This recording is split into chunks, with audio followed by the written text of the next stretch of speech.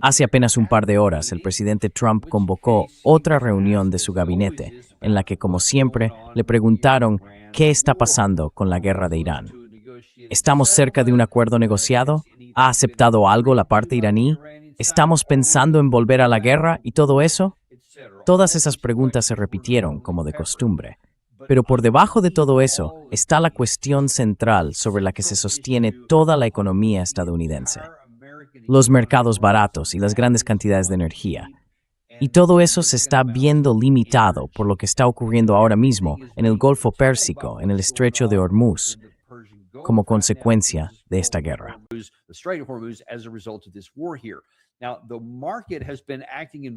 Ahora, el mercado se está comportando de una forma muy peculiar, de una manera que no habíamos visto antes. No está reflejando los fundamentos que están en juego, ni el importante porcentaje de petróleo, gas y otros derivados globales que han quedado bloqueados y no pueden salir por el Golfo. Pero aún así, no parece que eso esté teniendo el impacto que cabría esperar, ni en los mercados, ni en nuestra vida cotidiana en Estados Unidos. El problema es que esa situación no va a durar mucho más, y lo que intentamos es cortar con todo el ruido y las afirmaciones que hacen muchos de los partidarios del gobierno para ver qué es lo que realmente está ocurriendo sobre el terreno.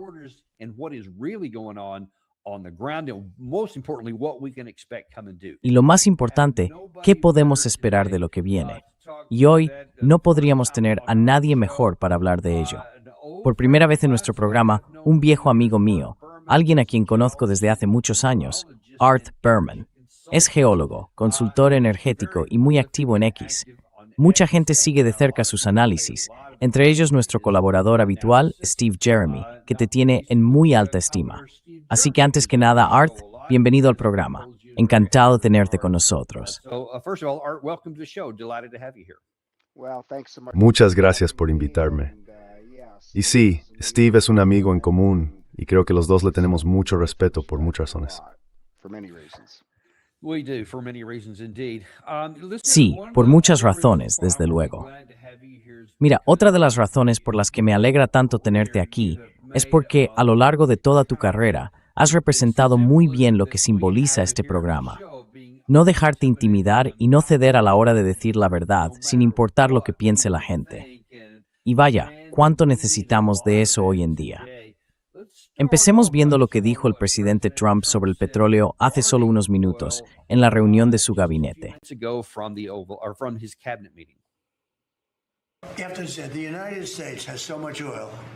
Estados Unidos tiene tanto petróleo que somos exportadores de petróleo. Así que tenemos de sobra. Tenemos mucha suerte. Estamos bendecidos con la mejor tierra del mundo en ese sentido. Y tenemos más que nadie. Y ahora, si añadimos Venezuela, tenemos, creo, el 64% del petróleo del mundo. Y por cierto, nos llevamos muy bien con Venezuela. Está siendo gestionada de forma realmente excelente. Las grandes compañías están entrando. Va a ser algo increíble, porque también ellos, como nosotros, están muy bendecidos en ese aspecto. Pero nosotros tenemos una energía natural que ningún otro país tiene. Tenemos más que nadie. Así que en realidad es un problema mundial, porque la mayoría del mundo no tiene eso. Y nosotros lo estamos poniendo a disposición.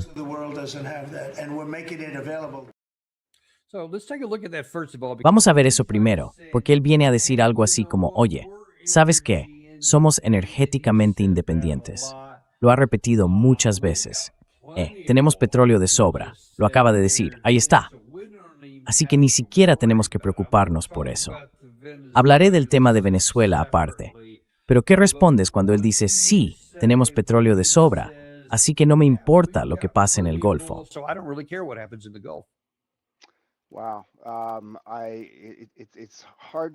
Vaya, no sé ni por dónde empezar. A ver, para empezar, eso de que tenemos más petróleo que nadie es rotundamente falso. Decir que Estados Unidos y Venezuela juntos tienen el 64% del petróleo del mundo es absurdamente falso. Quiero decir, todo lo que sale de esta administración en materia de petróleo y energía, que quizá no sea lo único que conozco, pero sí lo que mejor conozco, es Bueno, quiero tomar un poco de distancia. No quiero llamarlo una mentira, pero está tan cerca que sencillamente es falso. Es completamente, absolutamente, indefendiblemente falso. No hay más que hablar. Pero respecto a tu pregunta sobre la cantidad de energía, mira, en una cosa tiene razón. Estados Unidos está bendecido, si quieres decirlo así. Tenemos muchos recursos naturales. We have a lot of natural resources. That's one of the reasons that the United States is a great. Esa es una de las razones por las que Estados Unidos es una gran potencia en el mundo actual. No solo por el petróleo y el gas natural, sino también por los recursos hídricos.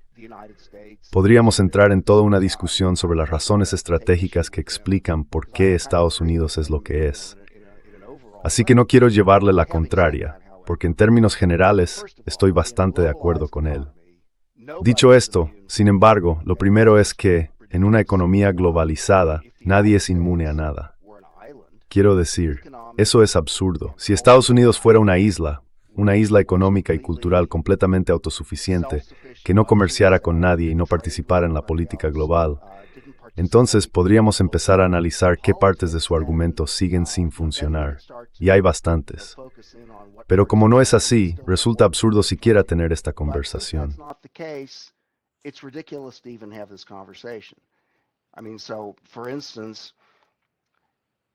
Quiero decir, por ejemplo, si Estados Unidos depende de la prosperidad de otros países para el comercio, entonces, si esos países están en una situación desesperada por la escasez de petróleo, eso afecta claramente a Estados Unidos. No hace falta tener un título en economía para entenderlo. Y claro, las declaraciones tan absurdas que él hace dan la impresión de que eso no es cierto. Ahora bien, ¿es verdad que Estados Unidos se verá algo menos afectado por lo que ocurra en el Golfo Pérsico que otros países? La respuesta es que en parte sí. Quiero decir, obtenemos algo así como un 10% de nuestro petróleo de allí. Así que eso está bastante mejor que muchos otros países. Pero un 10% sigue siendo una parte importante.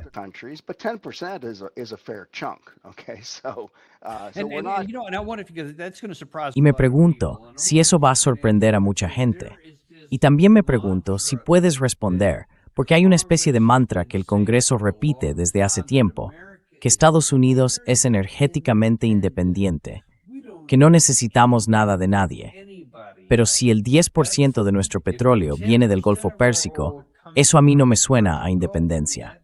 ¿Podrías explicarnos qué es lo que realmente tenemos y qué es lo que no tenemos?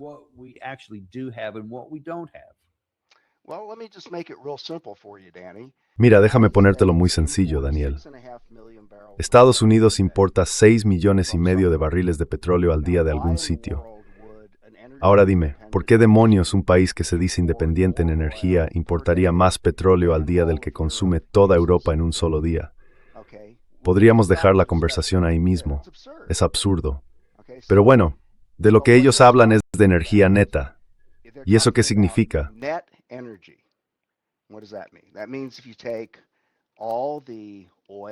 Eso significa que si coges todo el petróleo, el gas natural, los productos refinados, el carbón, la electricidad y cualquier otra cosa que quieras incluir, y dices, vale, sumemos todas las exportaciones y todas las importaciones de todo eso, convirtiendo cada una a una unidad común, ya sean barriles equivalentes, julios o unidades térmicas británicas, lo que sea, y haces un balance contable de todo, entonces verás que somos, aunque sea por muy poco, un exportador neto de energía en conjunto. Pero si hablamos solo de petróleo, ahí no somos exportadores en absoluto. Exportamos unos 4 millones de barriles al día e importamos 6,5 millones. Así que en el análisis más simple somos importadores netos de unos 2,5 millones de barriles de crudo y condensado al día.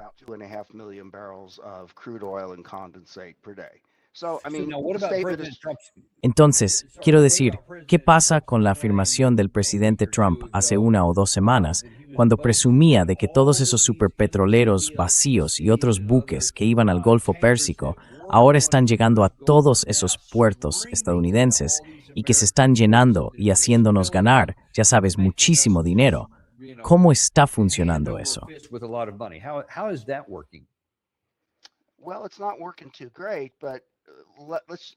Bueno, no está funcionando demasiado bien, pero ¿a qué se dedican los petroleros? Su negocio es mover petróleo de un sitio a otro. Así que, si la mayor parte del petróleo del mundo no está disponible en el Golfo Pérsico, entonces los petroleros vacíos que haya por ahí, y ahora mismo hay bastantes, tienen que encontrar una carga en algún lugar. Si no, pierden dinero a montones. Así que irán a donde alguien les venda un barril de petróleo. Ahora bien, eso no significa que luego puedan revender ese barril en otro sitio, pero al menos tienen una carga, y bueno, se supone que eso es mejor que no tener ninguna.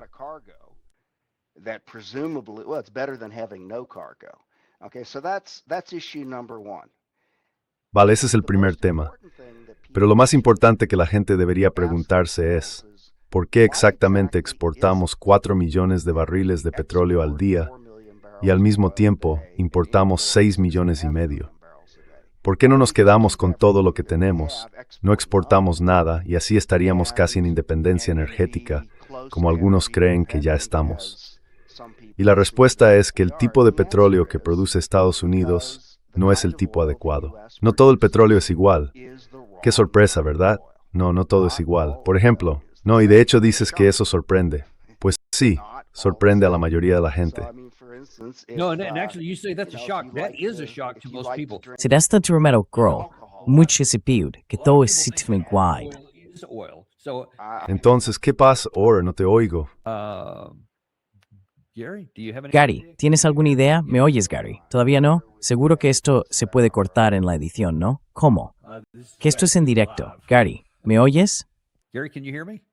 Mamistes, no has cambiado ni it's tempest right. Vale, oyes a Gary. Sigo sin oírle. Sí, oye, ¿qué tal? ¿Me oyes, Art? Te oigo bien, sí. Vale, eso es muy raro. Ni siquiera sé cómo puedo decirle. Sí, de verdad, no tengo ni idea de hacer con eso, Gary. Vale, pues intenta salir de stung, it's van trad. Val, serio. Mi ori senti, si badge haben thinking they broke the organ brarbling sería final. ¿Qué significa eso de que no todo el petróleo es igual? Lo que Daniel pregunta es precisamente eso. ¿Qué significa que no todo el petróleo sea igual? ¿Podrías explicarnos de forma sencilla cuáles son las diferencias? Bueno, sí, pero creo que tenemos que solucionar este problema técnico. Sí, bueno, Daniel está saliendo y volviendo a entrar, así que esperemos que eso lo solucione por su parte. Vale, imagina que quieres beber algo de alcohol y yo te pregunto, bueno, ¿qué tipo quieres? Tengo cerveza, tengo vino, tengo whisky, tengo tequila, tengo de todo un poco. Y tú me dices, no, yo lo que quiero es emborracharme. Ah, vale, o sea que no quieres cerveza ni vino. Lo que quieres es un Jack Daniels de 100 grados, ¿no? Sí, eso es lo que quieres. Bien, pues lo que Estados Unidos tiene es cerveza de 3,2, así que no te interesa.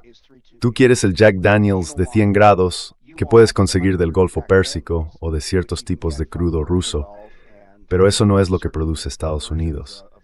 Es un ejemplo un poco burdo, sin querer hacer un juego de palabras, pero sirve para entenderlo. El tipo de petróleo que producimos aquí en Estados Unidos es lo que llamamos petróleo ligero.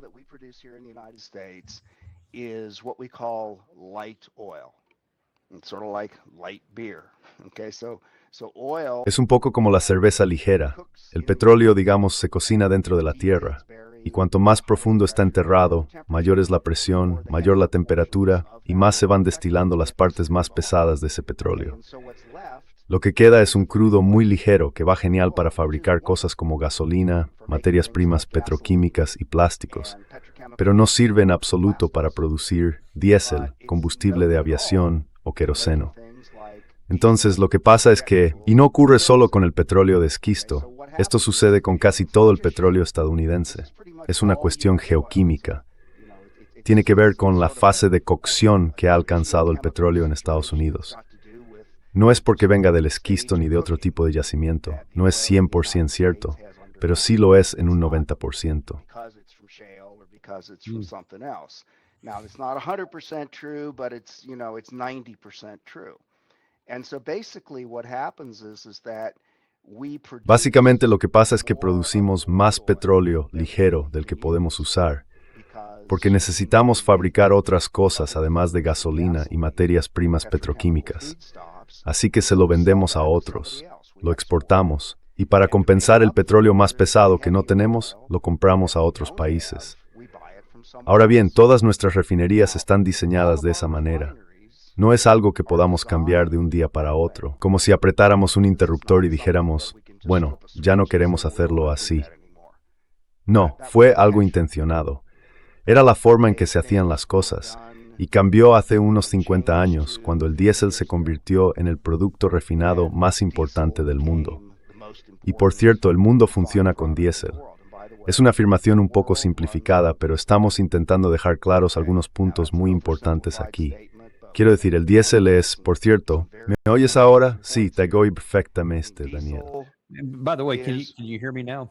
I hear you fine, Danny. Okay. Vale, muy bien. Glad to hear that. So all of the transport in the world. Todo el transporte del mundo, los barcos, los trenes, los camiones, funciona con diésel. Toda la minería, toda la extracción, funciona con diésel.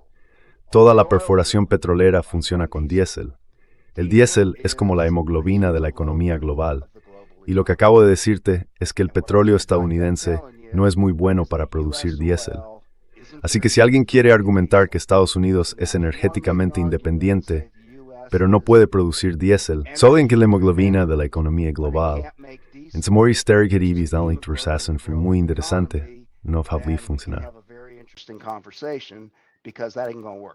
And what Eso simplemente no va a funcionar. ¿Y qué porcentaje de la materia prima para el diésel obtenemos? ¿Qué porcentaje de eso viene del Golfo Pérsico? Y según tengo entendido, buena parte también procede de Venezuela. ¿Es así? Out of Venezuela, is that correct? Okay, so I don't want to make this too complicated. Vale, no quiero complicarlo demasiado. 3/4 partes del petróleo que importa a Estados Unidos vienen de Canadá. Bien. Y el petróleo de Canadá es, digamos, lo contrario del petróleo estadounidense. Es muy pesado. A ver, en Canadá, la mayor parte de su petróleo, todo lo ligero, ha sido consumido por bacterias y microbios, porque la mayoría está en la superficie. A eso lo llaman las arenas bituminosas. Eran antiguos yacimientos de petróleo que, con el tiempo, se filtraron hasta la superficie y se solían. Essentially leaked up to the surface and congealed. They kind of froze, and the bacteria have worked on them. Se quedaron como congelados, y las bacterias han estado actuando sobre ellos durante cientos de miles o incluso millones de años. Así que todo lo ligero ha sido consumido por las bacterias y lo que queda es alquitrán. También se les llama arenas bituminosas. Bien, en Venezuela pasa exactamente lo mismo. Así que de una forma un poco extraña, el petróleo canadiense y el venezolano por sí solos no sirven demasiado. El petróleo estadounidense, que es justo lo contrario, muy ligero, sirve para algunas cosas pero no para todo, y por eso podrías decir que juntos encajan a la perfección. Si combinamos el crudo pesado de Canadá, sobre todo, y un poco del de Venezuela, con el ligero de Estados Unidos, y todo eso lo llevamos a una refinería, entonces obtenemos un producto que sí es necesario y útil. Ahora bien, no es tan sencillo. No basta con echarlos en una batidora, agitar un poco y decir, vale, aquí tienes tu martini. Shake it up and say, okay, here's your martini. You want it stirred or shaken? No, it's not that simple at all. ¿Lo quieres removido o agitado? No, no es tan simple, para nada. De hecho, el crudo pesado de Canadá y de Venezuela tiene que ir a una parte completamente distinta de la refinería. Tiene que pasar por procesos totalmente diferentes. Tiene que pasar por convertidores catalíticos, por hidrocrackers y por todo tipo de cosas. Porque básicamente hay que coger ese alquitrán y añadirle hidrógeno para, digamos, mejorarlo. Hay que añadir hidrógeno al carbono para enriquecerlo hasta el punto en que pueda producir diésel, combustible para aviones y queroseno. Porque en su estado natural no sirve para nada más que para asfaltar una carretera. Lo digo en serio. No quiero abrumarte a ti ni a tus espectadores con tecnicismos, pero para que se entienda, las refinerías que se usan en el mundo, incluidas las de Estados Unidos, se llaman refinerías complejas precisamente por esta razón.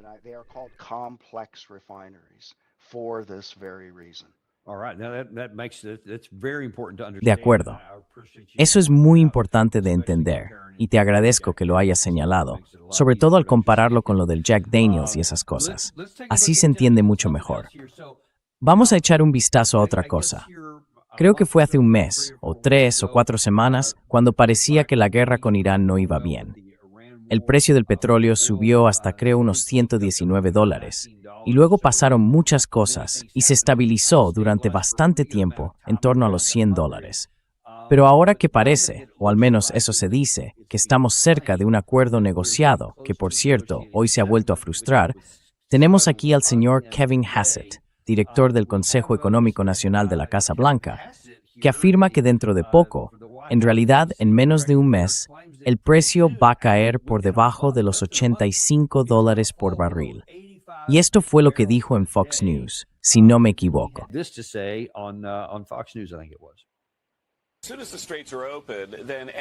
En cuanto se abran los estrechos, los precios de la energía van a caer en picado como nunca se ha visto. Hay muchísimo petróleo acumulado en el Golfo. Hay tanta capacidad excedente en Arabia Saudí y en los Emiratos Árabes Unidos que los precios deberían bajar muy, muy rápido. Y como la inflación subyacente apenas se ha movido por esta situación temporal, espero que el gran impacto positivo de la oferta acabe superando al del petróleo.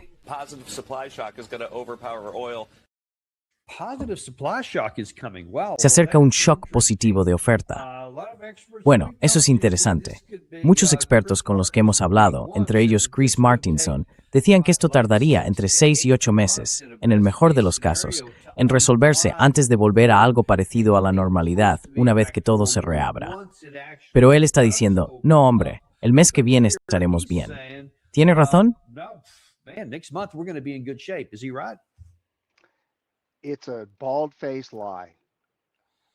Es una mentira descarada. No hay nada de lo que acaba de decir Kevin Hassett que sea cierto. Al menos, no conozco a ningún experto en energía con credenciales, y conozco a muchos, que esté de acuerdo con algo de lo que ha dicho. Así que olvídate de lo que piense Art Berman. Olvídate de lo que piense Chris Martinson. Entra en X y busca media docena o una docena de expertos en energía con credibilidad, incluso de bancos centrales que suelen ir un poco por detrás. Y todos, absolutamente todos, te dirán que no, que todo lo que acaba de decir es falso, no es verdad, totalmente falso. O sea, quiero decir, este tipo lo sacan a escena cada vez que necesitan ayuda.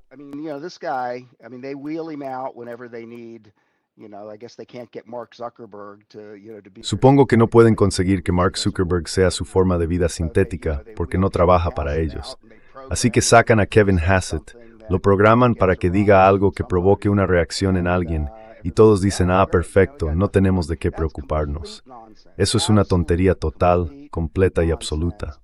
Falso. Nada de lo que dijo es verdad. El petróleo no va a subir rápidamente a $80. El petróleo no volverá a llegar a $80 nunca más. ¿Qué te parece como afirmación categórica? Puede que llegue a 80 durante un día o una semana o algo así, pero me sorprendería muchísimo que el precio medio mensual del petróleo vuelva a situarse en $70 u $80, pase lo que pase en el estrecho de Hormuz. Vaya, ¿y qué te hace decir eso? Porque es una afirmación bastante atrevida.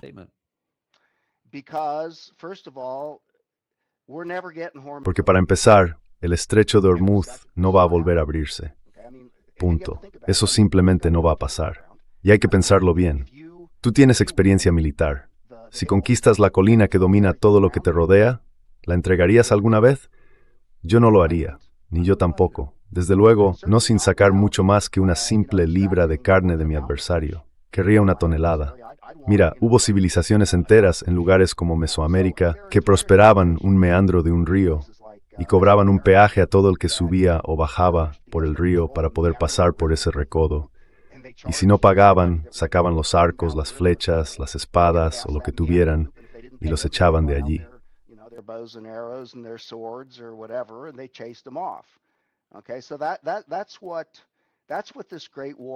Así que eso es lo que ha hecho esta gran guerra por Estados Unidos y por el mundo occidental.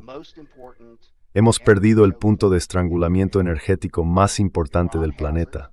Ahora lo tiene Irán, y podemos hablar de lo que significa exactamente que lo tenga. No es, digamos, como una cabina de peaje en una autopista. Pero tienen algo que jamás habrían imaginado conseguir, ni en 1.000.000 de años, y ahora lo tienen.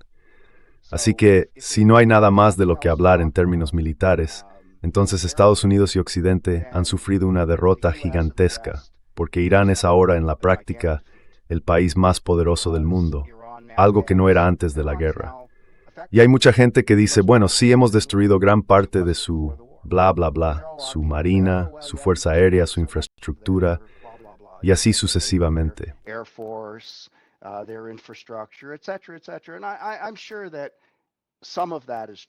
Y estoy seguro de que algo de eso es cierto. Quiero decir, Irán nunca tuvo una fuerza aérea propiamente dicha, ni tampoco una marina digna de ese nombre. Así que cuando Trump sale y dice que hemos destruido toda su marina y toda su fuerza aérea, bueno, si en realidad nunca tuvieron una, entonces no estamos hablando de gran cosa. Pero de nuevo, desde un punto de vista militar, si son capaces de lanzar drones, misiles balísticos de largo alcance cuando quieran, ¿a quién le importa si tienen una fuerza aérea o una marina? Quiero decir, la etiqueta que usemos no importa. Si son capaces de neutralizar nuestros mejores esfuerzos contra ellos, entonces da igual cómo lo llamemos. Son una fuerza opositora efectiva, y eso es lo que son.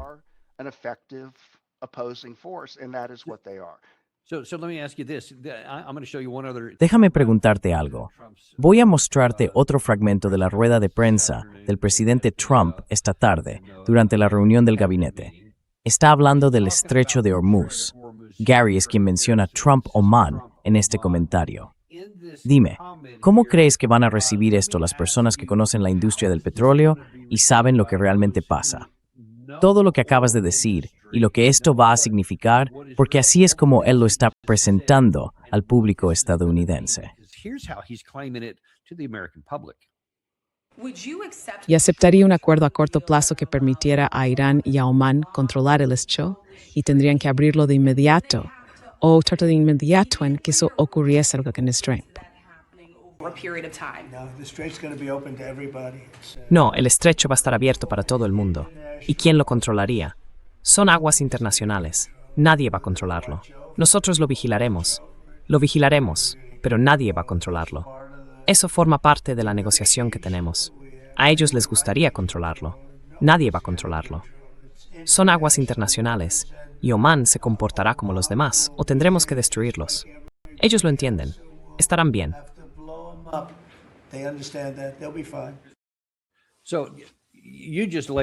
Acabas de explicar de forma muy clara que no, ellos controlan la colina, como tú dices. Los iraníes la controlan y no van a cederla. Así que el presidente dirá lo que quiera. Si pudiéramos hacerlo, lo habríamos hecho en los primeros 40 días. No podemos. Pero cuando él lo dice con tanta seguridad, ¿qué piensa la industria del petróleo al escucharlo?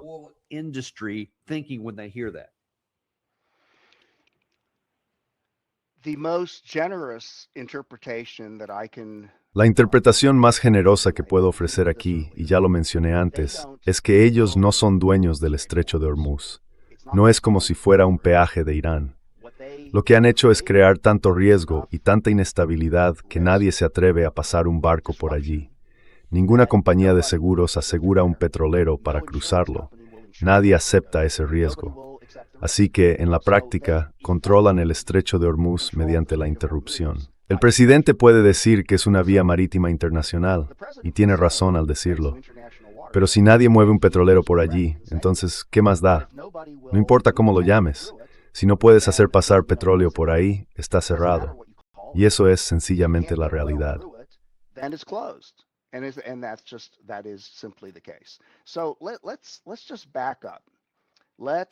Vale, retrocedamos un momento. Imaginemos el escenario más optimista, pero de verdad el más increíblemente optimista. Uno en el que de alguna manera nosotros, Estados Unidos, junto con nuestros aliados, Israel y quien más esté de nuestro lado hoy, le ofrecemos a Irán algo que les hace decir, de acuerdo, se acabó. Todo vuelve a como estaba a mediados de febrero. Ya sabes, movemos todas nuestras lanchas rápidas, todos nuestros drones, todos nuestros misiles. Los sacamos de allí, dejamos el estrecho de Hormuz. Bien, eso no va a pasar, pero supongamos que sí. Supongamos que las negociaciones tienen éxito y que a partir del 1 de junio esa es la decisión y todo el mundo está de acuerdo.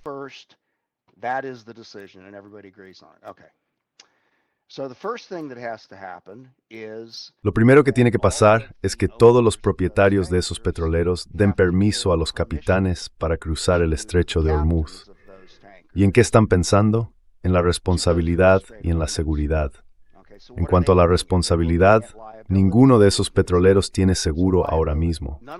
Claro, uno puede salir a conducir su coche sin seguro y puede que no pase nada mientras no te pare la policía o no tengas un accidente, pero no es algo que quieras hacer. En es sauerdeien, pero tu tafmer per sorstrin o great. En la estimina restangstoftening is good for.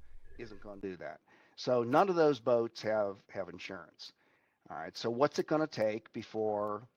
Entonces, ¿qué tiene que pasar para que las compañías de seguros digan, vale, vamos a restablecer el seguro?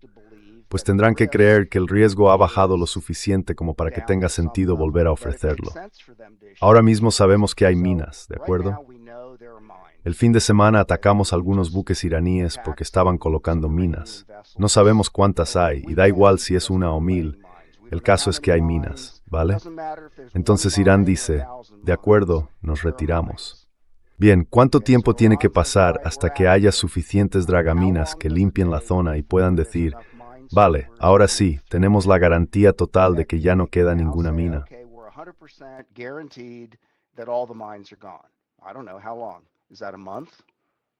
No lo sé, ¿cuánto tiempo? ¿Un mes? ¿2 meses? ¿2 semanas? No lo sé. Pero no es de la noche a la mañana, ¿vale? Lleva un tiempo. Bien, entonces, cuando eso ocurra, las compañías de seguros empezarán a moverse y quizá un mes después, o 6 semanas, o 2 meses, sus analistas volverán y enviarán cartas a los propietarios de los barcos diciendo, de acuerdo, esto es lo que pagabais antes por asegurar el paso por el estrecho. Ahora cuesta 5 veces más, pero lo tomas o lo dejas. Eso es lo que ofrecemos. Así que ellos volverán con sus dueños y con sus consiti y lo hablarán.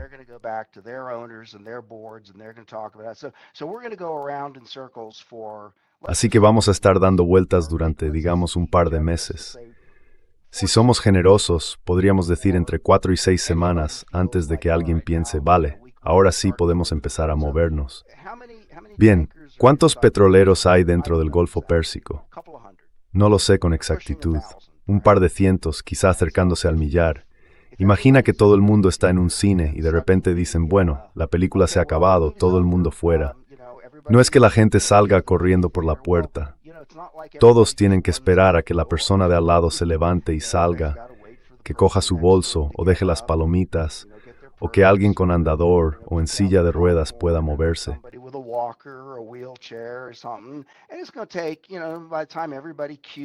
Y va a llevar, ya sabes, cuando todo el mundo hace cola para salir del cine de forma ordenada, pues eso tarda unos 15 o 20 minutos. Bueno, pues a todos esos petroleros les va a llevar algo así como 3 o 4 semanas recolocarse para poder ponerse realmente en fila y salir del Golfo Pérsico. Así que digamos un mes para conseguir el seguro. Luego otras 2 o 3 semanas para empezar a salir del Golfo Pérsico. Ahora bien, ¿cuánto tardan esos petroleros en llegar a su destino? Depende, claro, de a dónde vayan. Pero de media van a tardar entre 4, 6, 8 o incluso 12 semanas en llegar a donde se dirigen.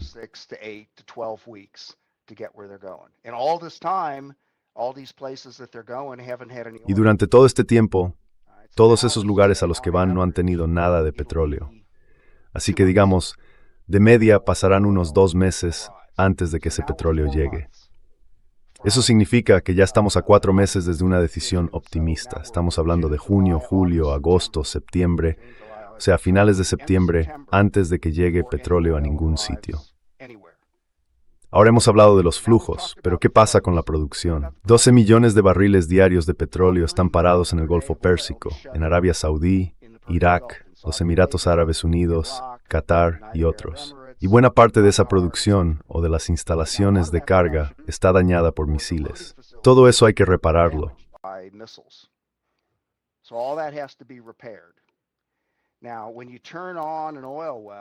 Ahora, cuando vuelves a poner en marcha un pozo de petróleo después de haberlo apagado, Quiero decir, puede que haya un interruptor que puedas accionar, ¿vale? Pero no es que de repente se encienda y digas, perfecto, ya vuelve la energía, todo bien. No funciona así. La comparación que me gusta usar es la siguiente. Imagina que viene un fontanero a tu casa y corta el agua. Hace su trabajo, se va y claro, tú ya ni te acuerdas de que lo había hecho. Pero la primera vez que abres el grifo o la ducha, ¿qué pasa? Hace un montón de ruido, el agua sale a trompicones y las tuberías suenan porque la presión se ha interrumpido. Pues bien, eso ocurre en tu casa, con una instalación de fontanería muy limpia, que como mucho va unos 12 metros desde tu casa hasta la tubería principal del agua.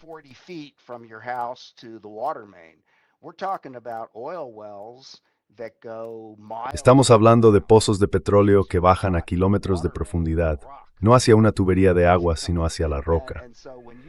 Así que cuando se pone en marcha ese pozo, va a hacer exactamente lo mismo que hacen las tuberías de agua, solo que durante semanas, quizá meses, no lo sabemos, hasta que el sistema se estabilice por su complejidad.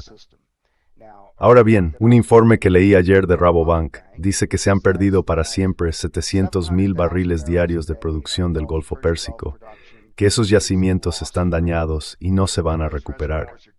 Conozco a la gente de Rabobank y estoy seguro de que te dirán que no es una cifra exacta, pero probablemente sea una estimación intermedia. Así que sí, es una cifra muy importante.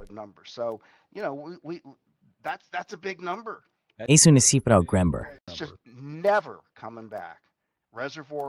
Eso no va a volver nunca. Los embalses están dañados, las tuberías rotas y no merece la pena arreglarlo, ¿vale? Pero en cuanto al resto, ¿cuánto tiempo va a pasar hasta que toda la fontanería, ya sabes, vuelva a funcionar y todo fluya otra vez? No lo sé. Meses. Bien, ¿y los daños? ¿Cuánto tarda eso? Bueno, ¿quién va a pagar por ello? Alguien tendrá que poner el dinero. Ahora, la gran planta de gas natural licuado en Qatar, los propietarios dicen que tardarán entre 3 y 5 años en repararla. Y ahora, segunda pregunta, si tienes un petrolero y después de unos 3 meses atrapado en el Golfo Pérsico por fin consigues sacarlo, ¿vas a volver? ¿Vas a volver a llenarlo allí dentro? No lo sé. Quiero decir, si eres un operador con cabeza, te lo vas a pensar 2, 3 veces. No lo sé. No sé si volvería a entrar ahí.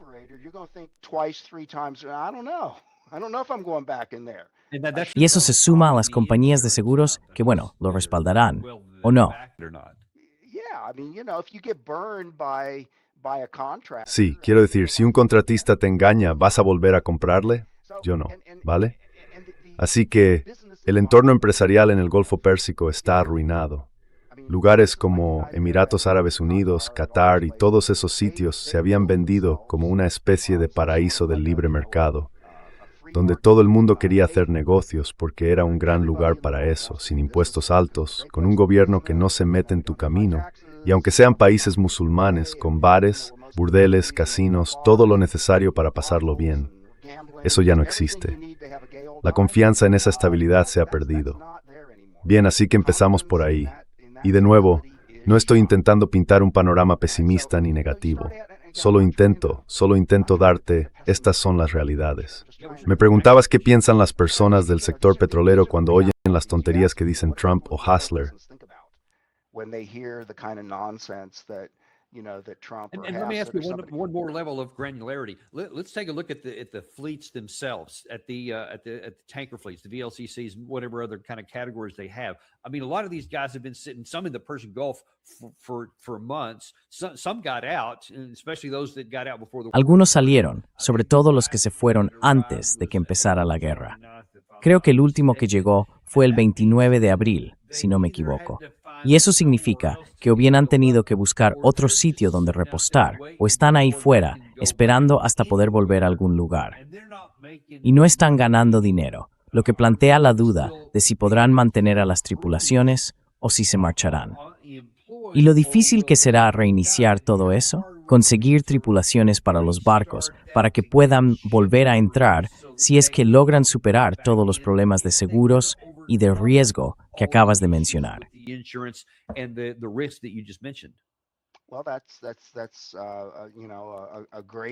Bueno, esa es una gran observación y vamos a ir un paso más allá. Imagina que eres Arabia Saudí. ¿Cuándo fue la última vez que ganaste $1 vendiendo petróleo? No sé hoy qué porcentaje del PIB de Arabia Saudí proviene del petróleo, pero apostaría a que es más del 80%. Y lo mismo pasa con Emiratos Árabes Unidos, Qatar, Irak y todos esos países de la zona. Es decir, esta es una crisis económica absolutamente devastadora para ellos. No tienen economías diversificadas. Son prácticamente 100% dependientes del petróleo y no han ganado $1 en 3 meses. Así que bueno, eso nos lleva otra vez a los comentarios tan seguros que ya sabes hizo Trump.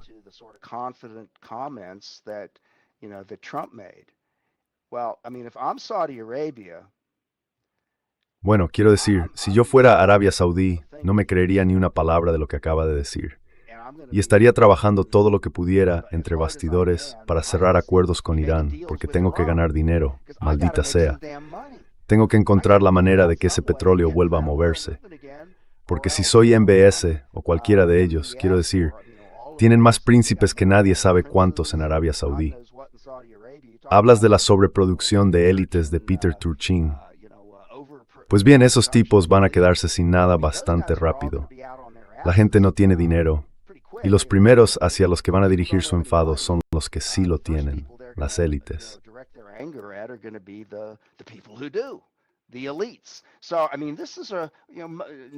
Quiero decir, aquí nunca se habla de otra cosa que no sea, bueno, ¿qué significa esto para Estados Unidos? Al menos no en la prensa estadounidense. Pero ahí fuera hay un mundo que está sufriendo. Has mencionado esos petroleros. A ver, ¿qué han estado comiendo esas personas durante los últimos 3 meses? Se quedaron sin comida y sin agua en esos barcos hace ya muchas semanas. Esto es una crisis humanitaria. ¿Has oído hablar de eso alguna vez? No, porque son solo decorado. La gente, quiero decir, esos petroleros, sus tripulaciones, los países implicados son solo parte del escenario. Lo único que nos importa es cómo nos afecta a nosotros. Y la respuesta por ahora es, no demasiado.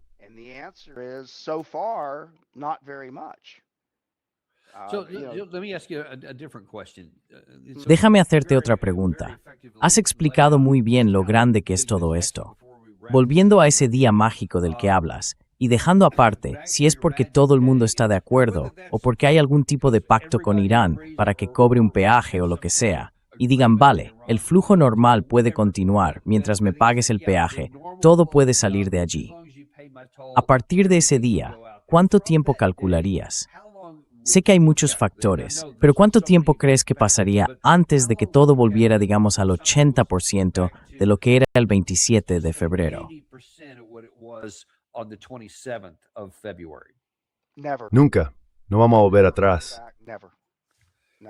¿Cuál es el mes de mejor escenario que podríamos tener dentro de un año? 45%. And that's not my number. Okay, that's Kepler. 45%. Y no es una cifra mía, es de Kepler. Quiero decir, Kepler es una organización con reconocimiento internacional que se dedica exclusivamente a este tipo de análisis. Puedes entrar en Internet, ir a la página de Kepler, mirar en X o en cualquier otro sitio donde publiquen y ver sus proyecciones. Tienen varios escenarios y el que yo considero más razonable se basa en todo lo que acabo de explicar. Así que retomando lo que acabo de decir, básicamente es que en la situación más increíblemente irreal que podamos imaginar, podríamos empezar a mover petroleros por el Golfo Pérsico en 3 o 4 meses. Y la producción necesaria para volver a llenarlos, si alguno de esos países quiere volver a meterse en ese avispero, va a tardar bastante más. Así que, en el mejor de los casos, lo que tenemos es que no cambiaría nada antes de que acabe el año. Y eso sería si todo el mundo hiciera las paces y reinara la armonía entre todos los países, incluidos los Estados Unidos, cosa que no va a pasar.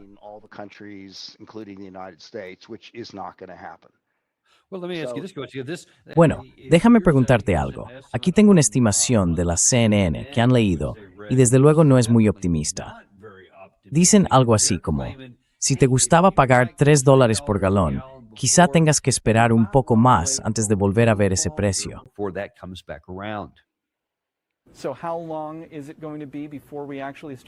Entonces, ¿cuánto tiempo va a pasar antes de que empecemos a notar algo de alivio? Mira esto. Aquí estábamos antes de que empezara la guerra, y aquí estamos ahora. Según el mercado de futuros, va a hacer falta muchísimo tiempo antes de volver a ese nivel de petróleo por debajo de $70. Fíjate en esto, 2032. ¿Quieres volver a tener la gasolina a $3? Pues quizá tengas que esperar unos 6 años.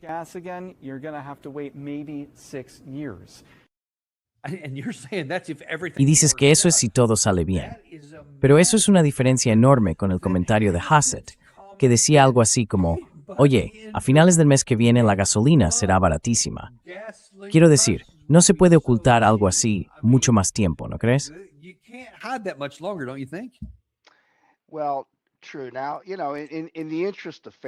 Bueno, sí, es verdad. Ahora, a ver, en aras de la equidad, quiero decir, lo que ese tipo de la CNN acaba de mostrar es tan absurdo como lo que acaban de decir el presidente Trump y Kevin Hassett. Es cierto, nada de lo que mostró es mentira. Pero una curva de futuros no es el futuro. Una curva de futuros siempre tiene ese aspecto porque el mercado siempre descuenta el precio que va a pagar en el futuro, siempre. Así es como funciona, ¿vale? Y si miras de verdad lo que llamamos la liquidez, es decir, cuánto dinero hay realmente en los contratos, a mí no me importa el 2030 o el 2032. ¿Qué tal mirar cuánto dinero hay en los contratos de octubre de 2026? Pues eso, alrededor del 20%. Todo el dinero está concentrado en la parte inicial de esos contratos, así que no hay dinero más allá, y por tanto no significa nada. Y además cambia cada semana. Así que no creo que haya... No quiero... En fin, tengo que ser honesto aquí.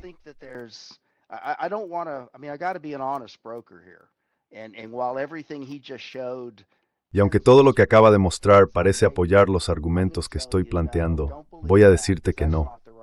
No te lo creas, porque no es la forma correcta de verlo. Pero sí plantea una cuestión importante, y es el precio del petróleo. Verás, si eres analista mirarás una pantalla. Si eres una persona normal, lo oirás en la CNN o lo leerás en el periódico o donde sea que te informes. Y esa cifra hoy es, ¿qué será? Unos $85 el barril de Brent, ¿verdad?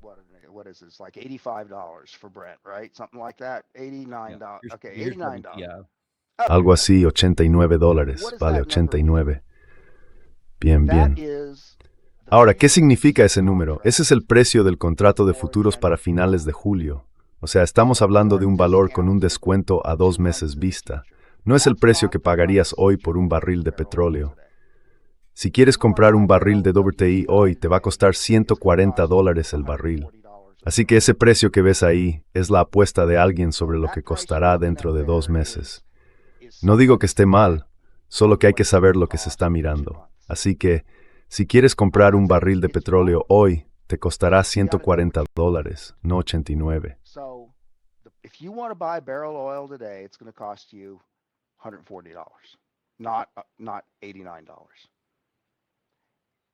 No estoy diciendo que una sea cierta y la otra no. Simplemente son cosas distintas.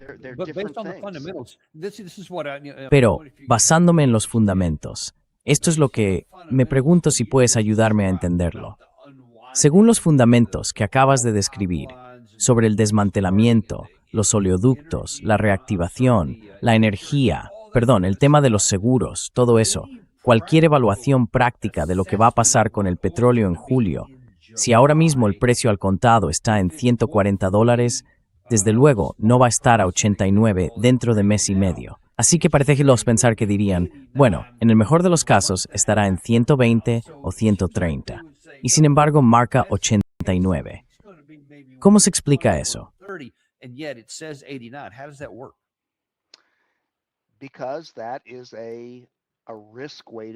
Porque esa es una cifra ponderada por riesgo. Así que ahora tú y yo podemos tener una conversación como la que acabamos de tener y quizá podamos estar de acuerdo. Ahora bien, el precio en julio probablemente vaya a ser de unos $150, digamos, no de 89. Vale, esa es una conversación interesante y está bien respaldada por los datos. Ahora viene la parte difícil, Daniel. Quiero que cojas todo el dinero que tienes en tu cuenta de ahorros y hagas una apuesta. Quiero que compres un contrato de petróleo para julio. ¿Qué tan seguro estás de que va a llegar a 150? Porque eso no es lo que dicen todos los que están comprando petróleo. Ellos dicen que va a ser 89. Si tú dices que será 150 y te equivocas, acabas de perder todos tus ahorros, los de toda tu vida. You just lost your whole savings, your life savings.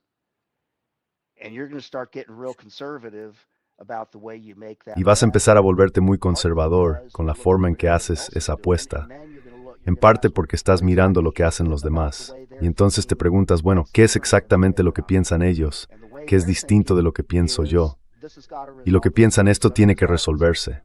Se va a resolver. Tiene que resolverse. Es como Marco Rubio, estaba en un avión hace un día o dos y dijo, esto no puede seguir así con las hormonas. Es ilegal. Sí, claro. Bueno, y yo, ya sabes, hice un comentario en X y dije, oye, cómprate un billete a la realidad, Jay. Puede que sea ilegal, pero es lo que hay. Vosotros lo habéis estropeado tú y tu jefe. No tenéis a quién más culpar. Lo hicisteis vosotros.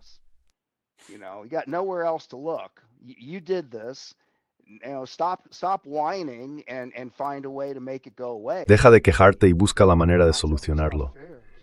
Eso es lo que necesitamos. No decir, ay, no es justo, no debería ser así. Pero mi punto, Dani, es que en los mercados de futuros estamos en una situación ahora mismo, y no sé cuántas veces lo he oído. Estoy harto de escuchar a la gente decir que esto no tiene precedentes. Todo es sin precedentes. Pues tengo noticias para ti. En la industria del petróleo, y llevo 50 años en este negocio, no hay ningún precedente histórico de lo que está ocurriendo ahora. Así que nadie sabe cómo evaluarlo. Nadie, porque nunca ha pasado antes. No tenemos ningún referente. No podemos decir qué va a ocurrir. Y claro, cada día aparece información nueva, y parte de esa información es útil y parte es falsa. Pero la forma en que se liquida un contrato de futuros es entre dos personas o dos partes.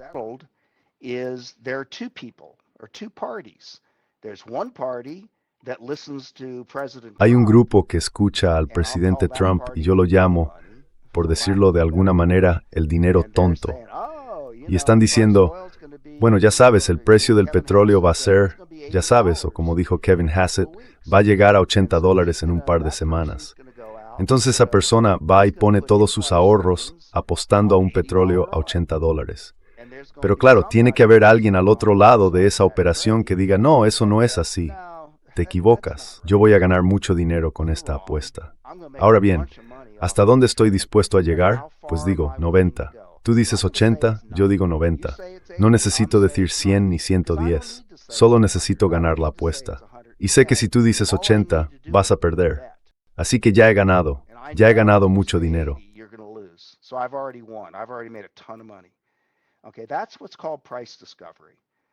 Eso es lo que se llama descubrimiento de precios. Ahora mismo estamos en un periodo en el que toda la estructura del mercado del petróleo está en el aire. Nadie sabe hacia dónde va, porque nunca habíamos estado en una situación así. Cada información que aparece, sea cierta, falsa o simplemente un rumor, lleva a alguien a poner dinero sobre la mesa. Y por eso el precio es tan volátil. Sube y baja, una y otra vez, porque hay dinero tonto y dinero inteligente. Yo lo llamo dinero tonto. Quizás suene demasiado negativo, pero me refiero a dinero menos informado, que en realidad se cree la propaganda que acabas de mostrar, y no la difundirían si la gente no se la creyera. Así que el mercado necesita tiempo para digerir todo esto. Y al final, lo que va a pasar es que la realidad, la que se ve sobre el terreno, va a dejar en evidencia a esos que apostaron diciendo que estaría a $80 en julio. Y van a dejar de hacer esas ofertas.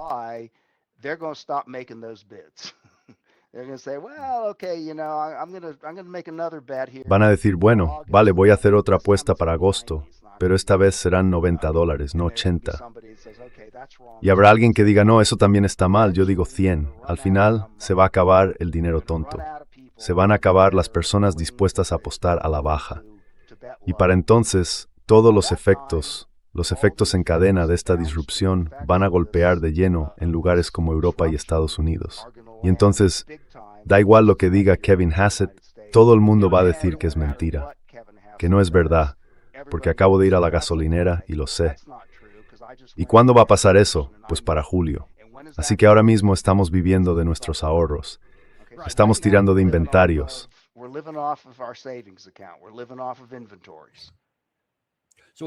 Así que una cosa es tener dinero tonto. ¿No te oigo otra vez? ¿No me oyes? ¿Otra vez no me oyes? You can't hear me again? Dan, dime cuál es la pregunta y con gusto te la respondo. Yeah, and then I'm going to jump out again. Sí, sí. Y luego voy a volver a intervenir. ¿Cuál es la diferencia? Ahora mismo está el dinero tonto y el dinero inteligente, todo lo que tiene que ver con el precio aquí.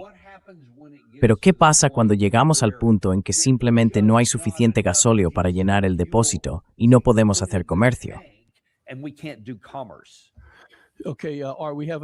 Vale, de acuerdo.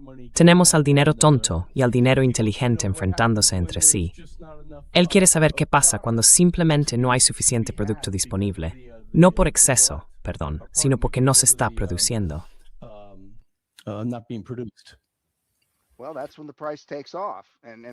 Bueno, es en ese momento cuando el precio se dispara. Y lo que estoy diciendo es que ya sabes, he hecho modelos sobre esto y otras personas también. Y cuando lugares como Estados Unidos se enfrenten a la realidad de todo esto, y ya he dicho que va a pasar en algún momento, no va a ocurrir de la noche a la mañana. Va a suceder por etapas. Pero a finales de junio o a mediados de julio, va a golpear con fuerza. ¿Me oyes ahora, por cierto? Sí, para entonces, el precio que veas en pantalla va a estar muy cerca del precio real. Y ahí estaremos en 150. Y creo que va a subir más. Creo que vamos a llegar, bueno, según mis modelos, a 160, 180, momento en el que empezará la destrucción de la demanda. Y para quienes no lo sepan, ¿puedes explicar eso? El precio sube tanto que ya no voy a llenar el depósito. O si lo hago, lo lleno solo hasta la mitad.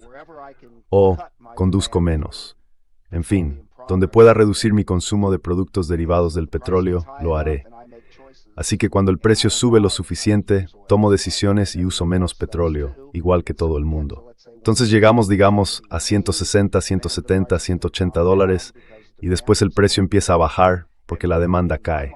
En mis modelos no vamos a bajar de 105 en el caso más probable.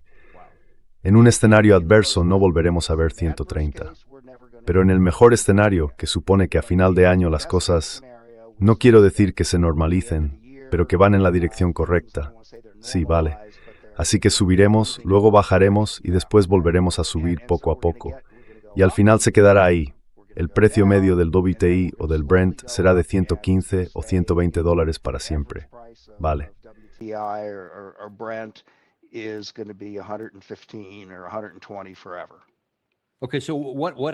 Vale, entonces, ¿qué pasa si volvemos a ese escenario ideal tuyo, en el que todo se ha hecho y empezamos con lo más complicado? Pero ¿qué pasa si los bloqueos enfrentados siguen ahí, digamos, hasta finales de junio y todavía no hemos llegado a ese punto de partida?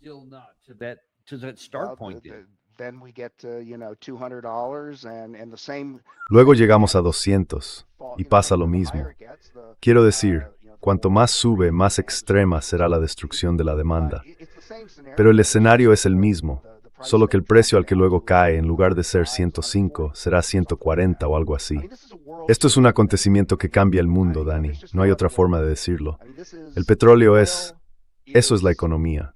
Y para usar un ejemplo bastante crudo que ya he usado antes, si hoy sales del edificio o de la oficina con un amigo, y ese amigo es atropellado por un coche y empieza a sangrar y pierde un 20% de su sangre, bueno, así está ahora mismo la economía mundial. Acabamos de perder, de la noche a la mañana, un 20% de nuestro suministro de sangre en el Golfo Pérsico. Entonces, ¿qué pasa? Pues que hay que llevar a ese tipo al hospital y hacerlo de inmediato.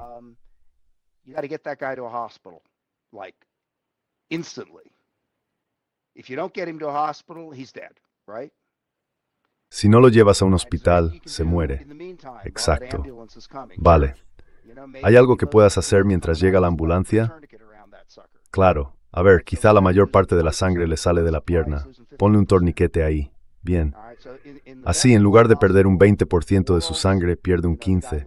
En el mejor de los casos, el tipo sobrevive. Lo llevas al hospital antes de que muera y probablemente pierda la pierna. Puede que pierda más. Puede que su cerebro ya no funcione bien. Puede que haya tenido un ictus. Puede que ya no pueda hablar. Puede que siga vivo. Sí. De eso estamos hablando. Si no haces nada en el aparcamiento y no vuelve todo a la normalidad, como decía Kevin Hassett. El mundo real no funciona así.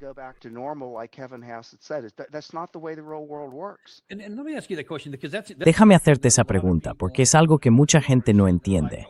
Dicen, vale, el 20% del suministro mundial de petróleo y gas estaba ahí. De acuerdo, bien. Pues vayamos al otro 80%, que todos produzcan un poco más, y así lo sustituimos. ¿Qué le respondes a eso? Bueno, para empezar, no funciona así. Quiero decir, ¿por qué dependemos tanto del Golfo Pérsico? Primero porque ellos tienen las reservas y el resto del mundo no. Pero ahora volvemos al tema de la calidad del petróleo. Bien, ¿de dónde vas a sacar ese petróleo extra? Lo vas a obtener de Estados Unidos, que producirá más crudo ligero que no puedes usar. También lo sacarás de África Occidental, donde también tienen crudo ligero. ¿Vas a conseguir que Venezuela produzca más? Buena suerte con eso. Pero ahí lo que vas a obtener es chapapote, alquitrán.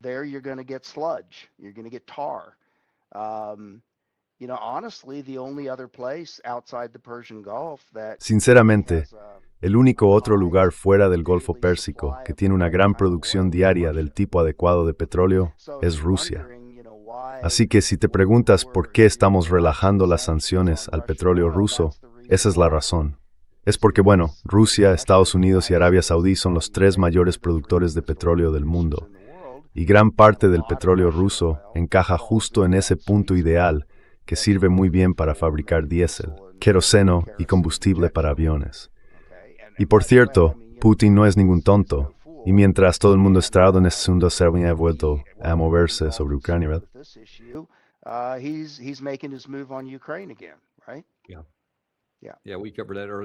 Sí, ya hablamos de eso antes hoy, en uno de nuestros programas, sobre lo que podría pasar muy pronto. Bueno, como dijimos, tú no te dejas intimidar ni comprometer y vienes a contarnos la verdad sobre esto. Y es algo que necesitamos saber con urgencia.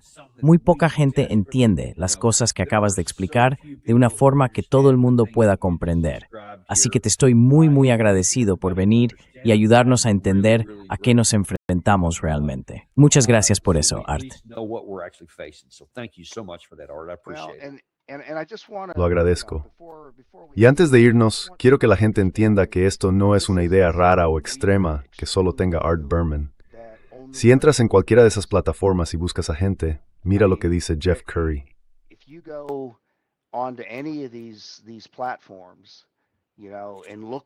Escucha lo que dice Eric Nuttall. Escucha lo que dice Anna Salahi. Escucha lo que dice Rory Johnston. Podría seguir mencionando nombres. Gente con muchísima credibilidad, muy respetada en mi sector. Todos te dirán alguna versión de la misma historia que acabo de contar.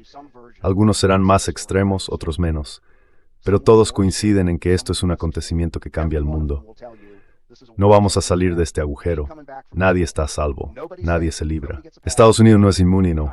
Todos te dirán lo mismo.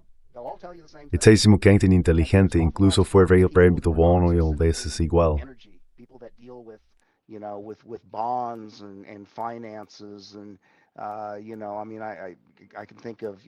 Se me ocurren algunos ahora mismo. Gente como Tavi Costa y Bianco Research. Y fíjate en HFI Research, quiero decir, ellos ven lo mismo. Mohamed El-Erian allá en el Reino Unido, incluso Christine Lagarde y Jamie Dimon en los grandes bancos. Todos nos están diciendo una versión de lo que yo te estoy diciendo, quizá no tan directamente como yo, pero si no me crees, ve a mirarlos. Mira lo que dicen y pregúntate, ¿lo que dice Berman es solo humo? Porque verás que no. Esta es la visión mayoritaria entre la gente que sabe.